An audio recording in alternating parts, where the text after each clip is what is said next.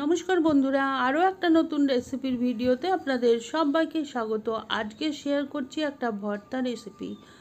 আমরা বিভিন্ন রকম সবজি, পাতা এগুলো তো ভর্তা খেয়েই থাকি, কিন্তু কোনো কোনো সবজির খোসার ভর্তাও কিন্তু ভীষণ টেস্টি হয়। তো সেই রকমই একটা ভর্তা হলো চাল কুমড়োর খোসার ভর্তা। আর এটা আমি দুই রকমভাবে বানাবো, পেঁয়াজ রসুন দিয়ে আর পেঁয়াজ রসুন ছাড়া। দুটোই কিন্তু অসাধারণ খেতে হয়। আপনারা বাড়িতে অবশ্যই একবার ট্রাই করে দেখবেন। আর যারা আগের থেকেই খান তারা কিভাবে বানান সেটা অবশ্যই কমেন্ট করে জানাবেন। এর জন্য লাগছে চাল কুমড়োর খোসা একটু মোটা মোটা করে কেটে নিয়েছি।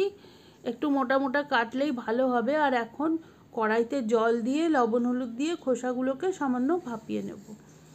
তো মিডিয়াম হিটে খোসাগুলো একটু ঢাকনা দিয়ে ভাপিয়ে নিচ্ছি। আপনারা চাইলে প্রেসার কুকারেও সেদ্ধ করে নিতে পারেন।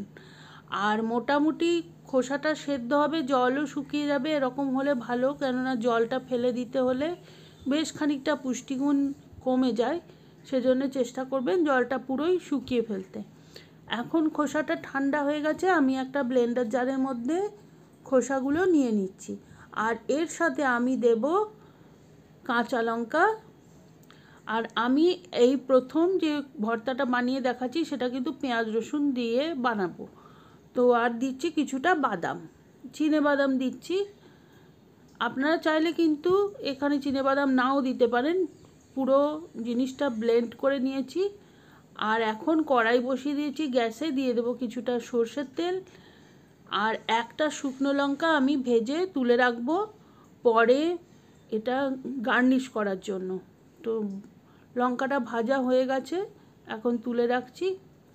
আর এই তেলের মধ্যে আমি দিয়ে দেবো হাফ চা চামচ কালো জিরে আর বেশ 12 থেকে 15টা পর্যন্ত রসুন একটু কুচি করে নিয়েছি। রসুনটা বেশ একটু লাল করে ভাজা হয়ে গেলে দিয়ে দেবো একটা মিডিয়াম সাইজের পেঁয়াজ কুচি।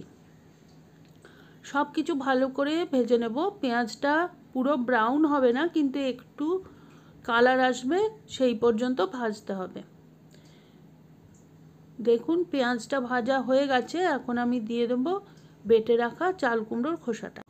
সব কিছু মশলার সাথে ভালোভাবে মিশিয়ে ভেজে নেব। আর একদম শুকনো শুকনো করে নেব, কারণ এটা গরম ভাতে শুকনো শুকনো খেতেই ভীষণ ভালো লাগে।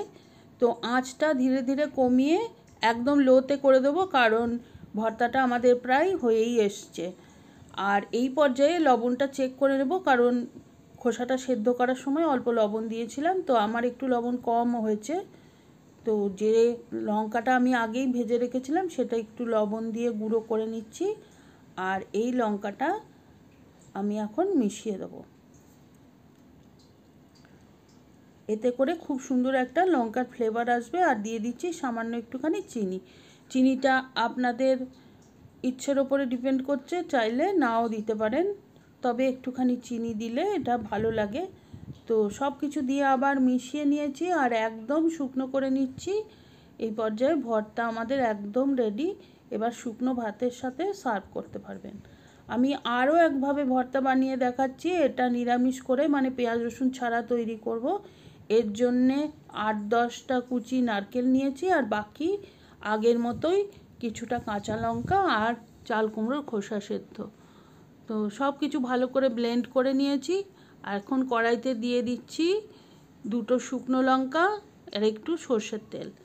লঙ্কাটা ভাজা হলে খুব সুন্দর গন্ধ বেরিয়ে যাবে, তখন দিয়ে দিচ্ছি হাফ চা চামচ রাই। রাই সর্ষে না থাকলে আপনারা সাদা বা কালো যে কোনো সর্ষে দিতে পারেন। সর্ষেটা একটু ফুটতে আরম্ভ করলে দিয়ে দিয়েছি বেশ কিছুটা কারি পাতা। কারি পাতার গন্ধটা এই ক্ষেত্রে ভালো লাগে। আপনাদের যদি পছন্দ না হয় তাহলে কারি পাতাটা আপনারা অ্যাভয়েড করতে পারেন। কারি পাতাটা একটু ভাজা হয়ে গেলে, সুন্দর গন্ধ বেরিয়ে গেলে দিয়ে দিচ্ছি বেটে রাখা চাল কুমড়োর খোসাটা। সব কিছু ভালোভাবে মিশিয়ে আগের মতোই এখন একদম একটুখানি জলটা শুকিয়ে নেব। আর ভালোভাবে ভাজা হলে এটা কিন্তু খেতে দারুণ লাগে। তো এখন দেখুন একদম কনস্ট্যান্ট নাড়াচাড়া করে যেতে হবে, কেন তা নইলে তলায় লেগে যেতে পারে।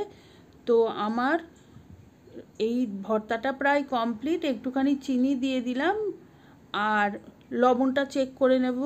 লবণটা ঠিকই আছে, সেই জন্য এই ক্ষেত্রে আর লবণ দিলাম না। তো ভর্তা রেডি হয়ে গেছে। এখন আমি গ্যাসটা অফ করে দিয়েছি আর গরম গরম ভাতের সাথে সার্ভ করে দেবো। তো আপনারা বাড়িতে অবশ্যই বানিয়ে একবার দেখবেন, কমেন্ট করে জানাবেন কেমন লাগলো। আর রেসিপিটা ভালো লাগলে please like, share and subscribe my channel.